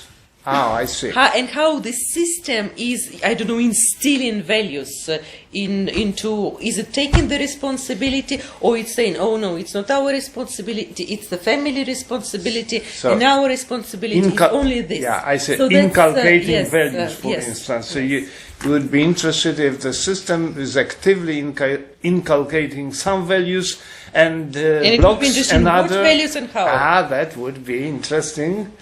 Although our ministries would not be very happy. Well, that's what I am saying, that I am not sure that this should be made public, but I mean, I think it's worth, but that's a suggestion. And the third is I'm afraid I don't know. values I don't know inclusion. What is your third? What is your third? Third? Yes, you said values. Values, inclusion, and any big projects that the big country is projects, planning to yeah. undertake relating to the topic. Okay, what they are doing. Yes, Not or only- planning to do, yeah. So let me clarify. For instance, patriotism would be one value, and the question is whether the state education fosters patriotism or is lenient or skeptical or whatever. Yeah, I am absolutely for it. It would be a wonderful project, and I would like to read the report. I think that values, they are definitely reflected in curriculum and education, but it's a really very tricky matter because, like Protestant ethic, it is also the question of values. Yeah, and but if that's we go of that course. deep, it's just a question of another research. No, but I think if, like in our curriculum, for example, you have it. It is in VGOS, Yes. it is there. Yes. Is it in your curriculum or not? I mean, we're not, it's not that we need to do a major research. Of course not. It should be a reasonable... Half a page. Yeah, I mean, maybe 3. Well, but there's the explicit values that are espoused. And then, I mean, I don't know that, in fact, you're going to do this service by talking simply about the explicit values without also looking at the implicit values. I mean, there are all sorts of values that are implicit through your system. And that's where critical analysis... hidden curriculum. And those Hidden curriculum. implicit values, they can be much more important than explicit values. Absolutely. Because if we declare just, Absolutely. we should be patriotic, what does that mean? First, I need to realize that my country's name is this and that. Then I need to be proud of my country. And finally, I should be eager to protect my country. Like, this is the evolution of my patriotism. But what does it have to do with my personal values and how I feel about it? Well, but still it is important to know whether overt patriotism is expressed in the curriculum or in other, in the law acts, and if there is information about the impact of that type of teaching, it would be very interesting to reveal them. It would be, if we Yeah. could Let's manage it. a simple an example of the importance of values is the entrepreneurship. If that is mentioned in public documents, whether it's called literacy or not, then that is already a value statement. No, very yes. So Yeah, Sure. Yeah, So- sure. Yeah. But I just wonder if we're not kind of drifting off a little bit because the project is focused on key competencies and new literacy. What I'm taking from what Julia said is that what she wants from the country case studies is mechanisms for curriculum change. Yeah, What enables this curriculum to change? We're looking at what enables the curriculum to change to be more open to modernity, to new times, to globalisation, and all of those other buzzwords that we could use. We don't care that countries interpret that differently. Whatever it is they say is about the new. We want to know how they are re-gearing their curriculum to face it. That is one thing. So it's the mechanisms that are driving that, which we imagine will be quite diverse. The second thing understood from what you said is that inclusion is particularly important in understanding that.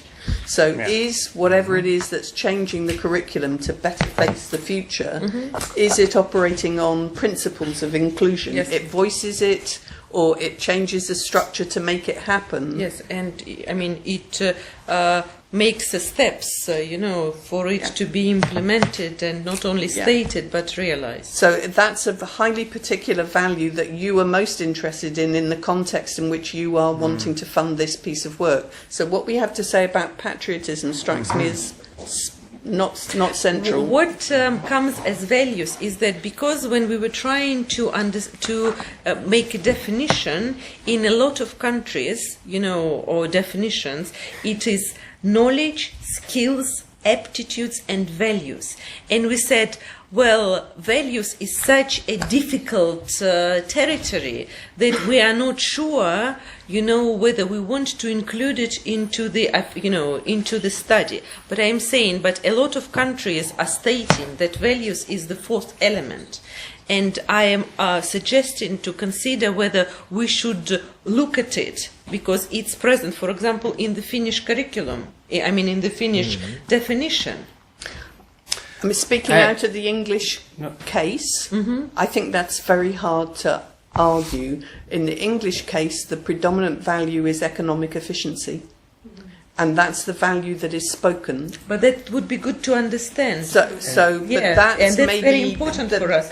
I mean, that raises all the questions about whether it's just discourse or whether it really makes any difference to what's going on. So I think it could be a difference because, sorry for interrupting, but because it affects how the system works.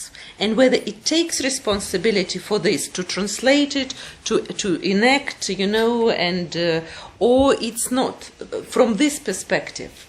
But in that case, what you're asking is what is the dominant set of ideas that are motivating, that are used as a justification for curriculum change? They're very contested in England and they're different in Scotland. You would want to know how that's impacting upon the levers. Yes. So it's what you're interested in is what people say, not it's an open question whether it delivers on it, but what's the justification? At least, yes, what is stated, yes, because in our curriculum it is stated, there is statement that, in federal standards that, I don't remember how it is worded, I don't know, maybe you know better. But it's almost like to be devoted to your country. Well, that's the point. Well, I understand that it depends on the threats the country considers. If my country is afraid of being invaded, patriotism may be a good response to that threat, because young people should be ready to take arms and weapons and protect the country. If the threat is degradation, economic degradation, some other values are necessary to inculcate to cope with that threats. So I understand you that we are not in abstraction consider values like in Pranger, it's related to in the curriculum. Yes, to the threats which are envisioned by each country. So it is difficult, of course, to say what kind of, but eventually. Curriculum is a response. Yes, because it's a reflection of a national. It's mindset, a response. Yes? It's a response to perceived threats and opportunities. So the nation, like Donald Trump says, America first must be first. So the value is national egoism. Well, under Obama, the value would be totally different. Yeah, but because we are taking the state of the things as it is, yes, then America well, I'm not sure they should write what Trump says, because I think they should more write if there is any evidence written in the, in the curriculum, but not what is being said. Yes. Because then I agree that we are going to a domain that has no borders. Mm-hmm. But I am trying to only to do it through the work we are doing here, and it's the curriculum, curriculum. And if there is some very evident practice that is used in the country, well, then it would be interesting to know. But again, I don't want to overcomplicate this. But it's just I think that it is interesting, because what we are talking here is virtually. I think again is related to which mindset we are trying to form, and mindset has got to do something with values. Fine. I just wanted to say about Julia's proposal. I don't know what Isaac and Maria will decide about that, but I definitely support the idea to have research on values. But at the same time, I see there are two different ways of research. And we are talking about, first, good intentions and declarations of something like curricula or standards, or we can call them anyhow, and the results. Results in terms of efficacy, in terms of labor market efficacy, or the persons in future that would be really useful and supported by skills, attitudes, and values. At the same time, we could write everything in the standards. We could put, like Singapore put the civil literacy or any kind of support to develop a list of values. But that doesn't mean that the person would have these values at the end. That is just a declaration. No, but we're saying that how is it declared? We could research that, and we can make a matrix, a comparison of different countries, how they design these values in terms of standards. But what would be also, I think, quite important to have comparison or research on the best practices and programs. For instance, Singapore has a long-term program for developing civil literacy, and this is highly supported by different projects on that. And different countries, just for instance, Russia Federation has. But it's literacy, so civic literacy is part of the. Yes, but the values are inside the civil literacy. That's a problem. We have the structures which are masked, and we have our understanding that the values are someone around and they're structured. They are not. They are inside the developmental programs, which could be both included in the federal educational program or separately provided by the schools independently on that. That is a problem, because we would be searching for the standardized by federal education policy making, but that could be somewhere else in the project, supported by the businesses, supported by the, I don't know, some non-governmental solutions. But then, I hear that, if we want to do this, it's another research. I mean, it's. I think it's too complicated. No, I think we should do that, but we should think about the trap. We can be trapped, about the consequences, and making the, let's say, answering our own question. If the designing the values inside the standards or curricula will be a good solution for promoting the key skills model or not. So it's just. I see your point, Oleg, but it is important if in a country curriculum answers some need in some way. So in what way you in Russia respond to the fact that you are isolated after the conquering of Crimea? It's an interesting, regardless of efficiency. Yeah, but the answer is simply writing on the paper differs what happens in the schools, and that's true. It also that's true. Also outside of schools. I would say. Well, I think if we go into schools, we are touching a political area, That's it. and that's I don't want to go there because it then endangers the report. Yeah. So for me, it's just important to see how it is declared. Yeah. Because it's transparent that's my on point. paper. Yeah. Somebody has done it, has taken Yeah. responsibility. Yeah. But we are not digging, because I think But the it's, context is, like I said, in fact, the context is political. But we want how to curriculum responds to some potential anticipated changes, right? Yeah. But we should consider the values because the values are the background of the development. Wait. So What we could do, just a very simple thing, and try to use results from already existing international comparisons. Yes. There are like surveys by Professor Schwartz or someone else which compare countries across On values. individual values, collective values. You just try to see whether it works altogether or not. I feel like, and maybe it's just me, that I'm hearing values used in a couple of different ways. And one is values, sort of what values, if any, are being taught in curriculum versus what are the values that are underpinning the education reform. I mean, Gemma talked about, economic, right? That was the driver, but you're not teaching economic value, like that's not what's happening in the schools. So I just think, for me anyway, I'd need to be clear about what aspect are you talking about? Are you talking about character education and what values are being taught, if at all, in character. school? I'm talking about or are character. you talking about what value system is underpinning the?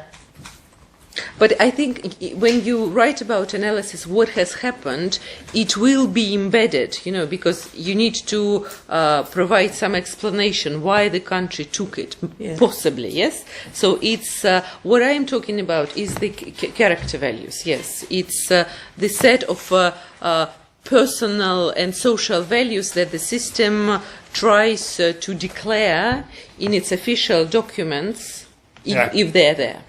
Because I won't try to that it limit. wants to include in the It's curriculum. the rationale for making Yes. the curriculum change that the system declares. And So that's not what I. That's not what It I. is inserted That's in what the I've heard curriculum. her say. Yes. And maybe that's where the uncertainty lies. I think it's whether what you want is the terms that a country uses to justify change.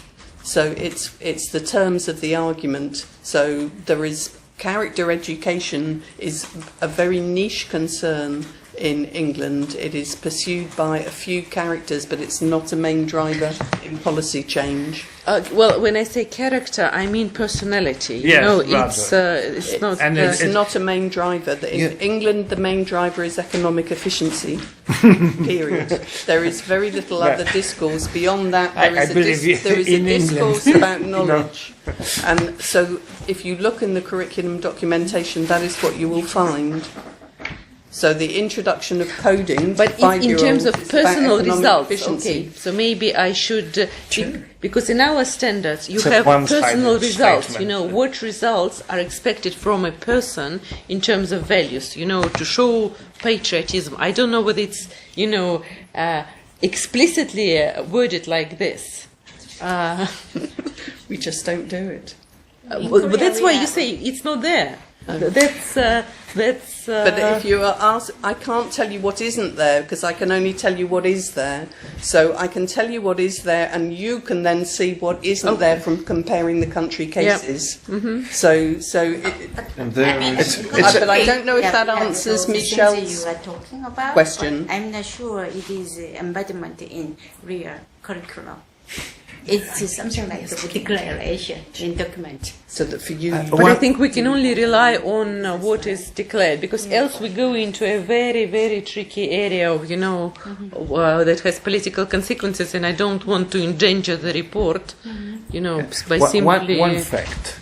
In Polish curriculum, patriotism is mentioned several times. In German, no one.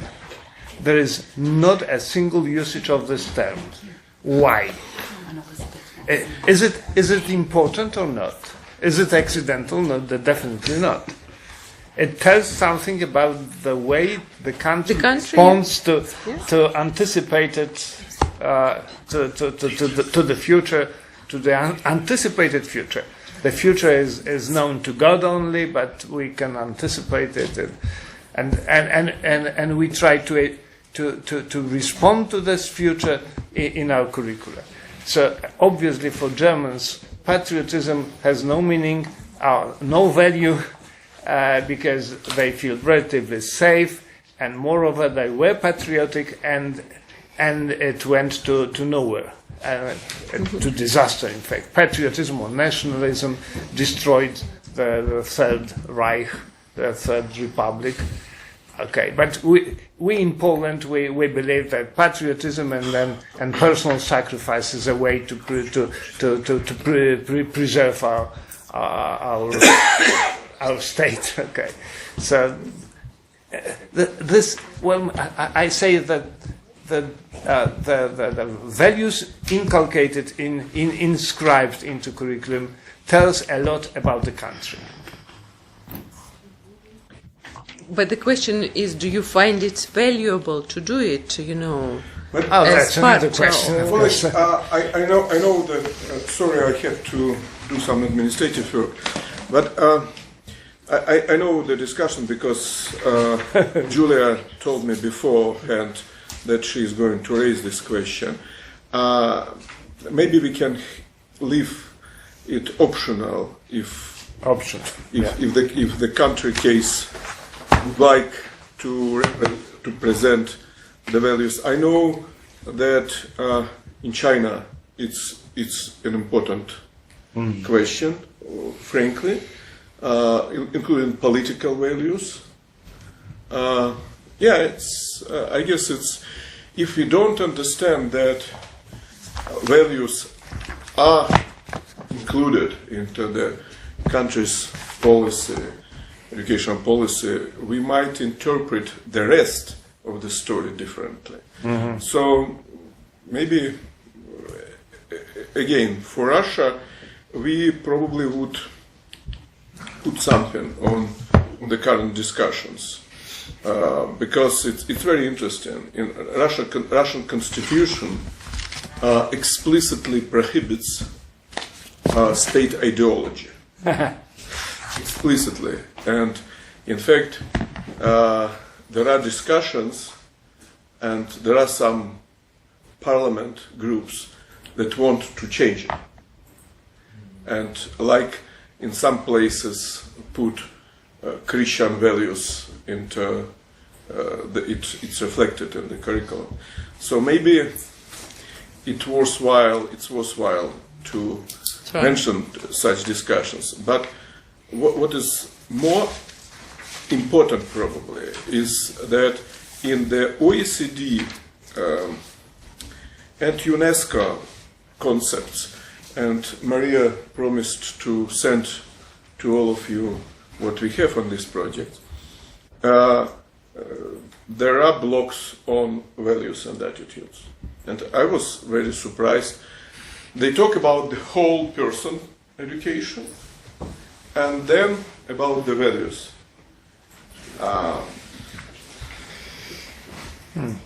Not about how to make it, how to develop the values, but quite clearly it's coming into the big policy discussions. Their values, at least in OECD, they are mostly related to agency and your active participation in society. But still, you remember in Soviet, you don't remember. I don't remember something. Yarko remembers. I do. Yeah. Soviet man. Sociological book by Gordon. Soviet man. Soviet man should be active. Yeah. And it was a good problem book, by is the that way. you are not active, you could be punished. So that's I noticed. You're also fit, you guys. You have to feed to particular set of requirements, value-based requirements. But indeed, I have to say that I was quite not shocked, but how to say struck by the number of the number of discussants and ideas around the values education at the recent OECD meeting. Of course, the fundamental issue is whether Finland or Canada or Poland or Russia or Korea or China feels a necessity to change the education system. It's our observation that if we don't change, the young persons will not find a good life. Something must be done. Otherwise, so-called risk factors actually actualize. And we must do all with what we can to prevent that. And present understanding is that we must pay more attention to the labor market, to those called literacy issues, because they are one way to describe the future labor market. School must pay more attention to the structure of labor markets than it used to be, because then general enlightenment was enough, because it's question of civil society. That was created by all European countries. And so it's value, in one sense, whether we take seriously these demands from the working life. And so the commitment to change is related to our accepting this situation. We have done it. And no political system can strive for ideas that let's break down the comprehensive system and return back to parallel schools. Those who want the good life, they take that way. The others who want to play games and be digitalized, they can take their way. Or it doesn't matter. You are responsible for your life. If you don't want to learn, then it's up to you. That's not possible. Finland is too small country to allow that kind of voluntarity. We must do our best to make our young people capable of sailing in the new world, predicting things. And that's a strong value commitment. But it's value commitment of the system. Yes. And Julia asks us, and we understand that it's beyond the scope of the project, but at least for now, maybe Sberbank will announce another interesting project. But if we do an analysis of the curriculum, I guess, or educational policy, we understand that competence is linked to values in some degree. So it would be probably nice, colleagues, if you already maybe have it, information, to clarify what is value orientation in school, in practice, etc. When I was first time in English school, I was really surprised. It was when Russia completely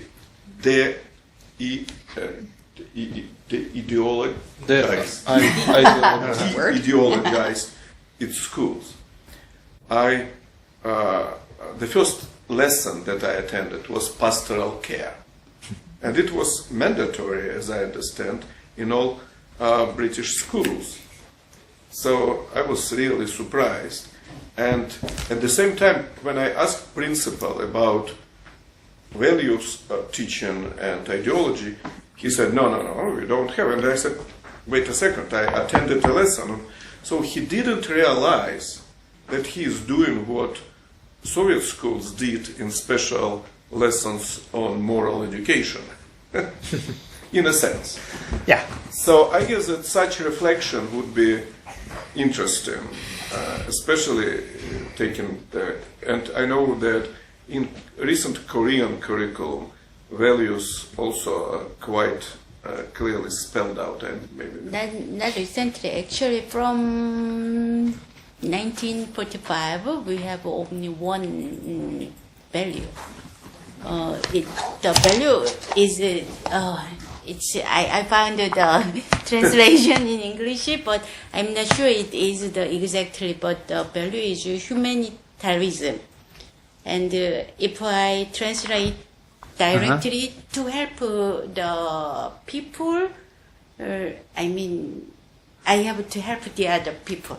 But To that is adapt? that is the So main, the main value. Yeah, that is the main value from 1945. To help people to adapt. No, to adapt to people's expectations. To be good. Care for others, I think. It's more than that. Take It's into more. account the other persons. Just make him get some kind of interest. The 11th commandment. I Love see your it's- neighbor. I will find a more exact translation, but I think it's more than that. Take account of the other person. So we never change those kind of values, but the competency or rather target, goal of curriculum have changes by time. Is it practical? But Kant, how do you go? Imperative, practical imperative, but Kant. Yeah, you didn't. Yeah, okay. But it is similar. So, treat always. But we can try treat to a human add being as always values in our as a reports. goal, never as an end. But it's just, I think, You don't know this? Oh. a kind of a background. And inclusion is would- easy. You That's wouldn't pass my important. examination. Yes. Sort of. Okay, so The best of Kant. let me draw the conclusion that we Well, yes, moral, but agree practical one, not that- categorical. that we agree that there will be additional line, additional item, optional values and how they spelled out and how they are taught, something like that. We've agreed actually on 3 things. Yeah, I know, but Maria told me that values got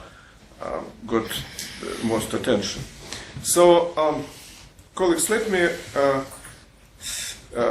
It's not complicated to include inclusion as well.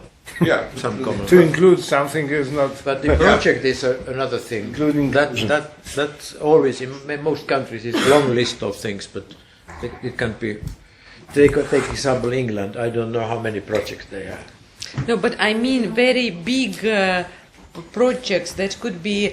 The third point I made is Yeah, I it know, would be I good know. to Teacher look education reform, about the which is future. done now. You know which countries planning to do, because when you said that you want to put a research agenda, it might be a good basis to discuss. You know how to. Okay.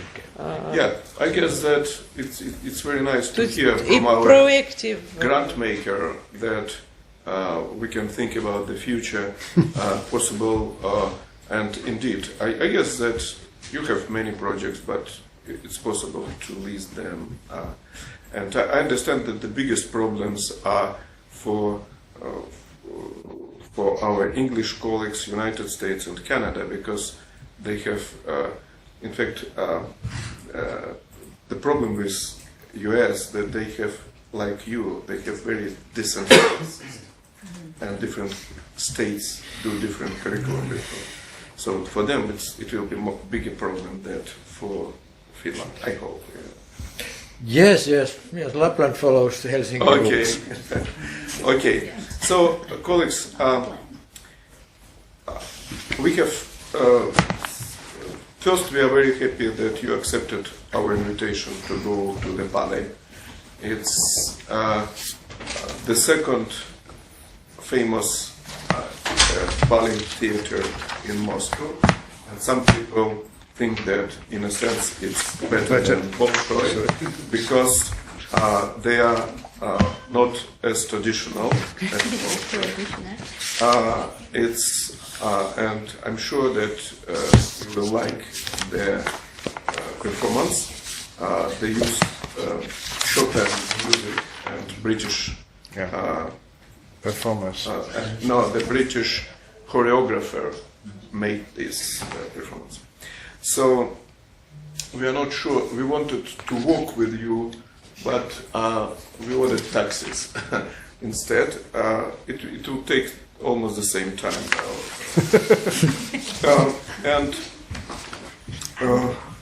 And we have now, we'll have a small buffet dinner, not to go hungry to the theater. So we have some time to sum up and to agree about tomorrow.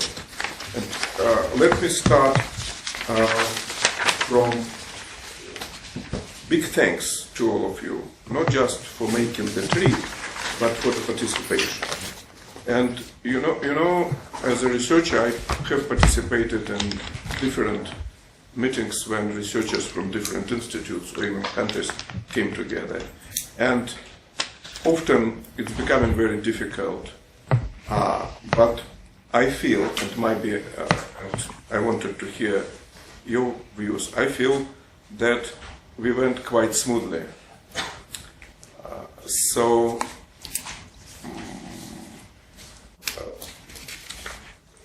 let me know, maybe we should do something additional to provide better working climate. Maybe we have to create very strict schedule. I don't know, just I think that it's really important to create a working group. And so I want to hear your views. How should we do it better tomorrow? Any? Even better. Krzysztof, we were smooth. Thank you. Don't waste time with words. But if we are doing okay, yes. Yeah. Excellent. Are you doing okay? Yes, yes. Okay. Then let me suggest the agenda for tomorrow. We start at the same time, at 10, and we would suggest to have brief discussions on country experience. Yeah. In fact, we put it wrong here. The colleagues don't have cases yet. They could tell us about their country some preliminary cases. So homework. We planned to have something like 40 minutes to discuss one country. We could do it faster. Probably. But you can plan accordingly, maybe 20 minutes. No, 20 minutes presentation 20. and 20 minutes discussion. Okay, 40 years. Yeah, 40, yeah. And please participate in the discussion, because again, it will be our joint product and we're all interested in the quality.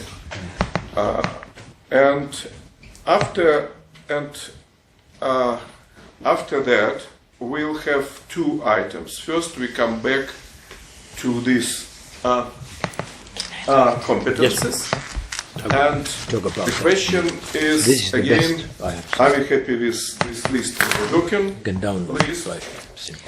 And if we can have theoretical framework to justify it, it would be great.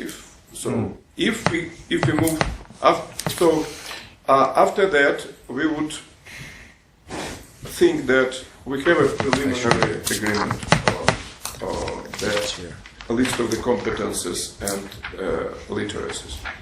And then we are going to discuss next steps by the quite detailed way, because we want really to create collaboration, and we are interested in your ideas tomorrow on that. We planned to have a workshop in Finland near the time of European Educational Research Association meeting, and we suggest to think about possible topics of such meetings. We could have meetings in different conferences. Next comparative. By the way, there is a big American conference on comparative education. The next conference will be in March in Mexico, Mexico City. But that's just a thought. And we also will prepare, Maria and I will prepare the revised timeline. There is a timeline here, and we'll prepare more detailed, but you can look at the detailed in the timeline that is here. It's the next place, the next page, and we can discuss it further. So that's what we want, and then we'll have a dinner and drinks on our floor. I was told that the weather will be better tomorrow. Tomorrow. So, what do you think about the proposed agenda for tomorrow? Excellent. Also, colleagues, please think about people that we might want to involve additionally as experts for particular chapters or as members. We don't want to expand our group too much, taking into account that there will be 1 or 2 Americans from the Boston College. But if you think about someone in addition, or some institute that could be interested, I also want to reiterate that in all cases we had an agreement about this project with the deans, with the heads of our institutes. And from my conversations with them, I feel that they are interested in the topic as well. Mm-hmm. They also smell as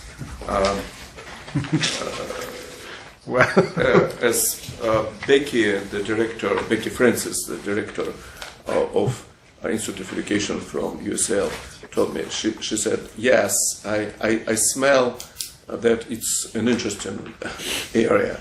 Yeah. So we might think, you might suggest some activities based on your institute. So let's discuss informally tomorrow how can we do it. Again, I think that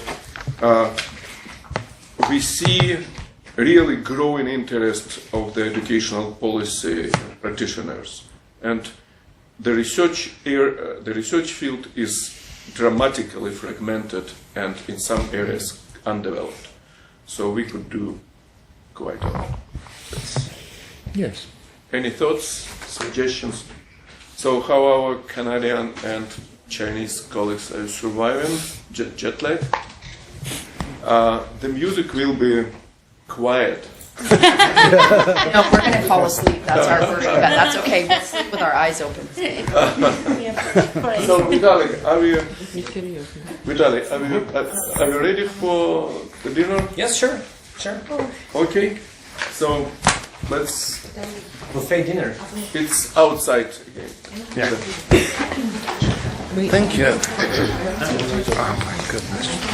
Concerning the possible Finnish seminar, please think of the first week of September, because early meeting will take place in Tampere the last week of August, and then it will close to the Saturday 2nd of September.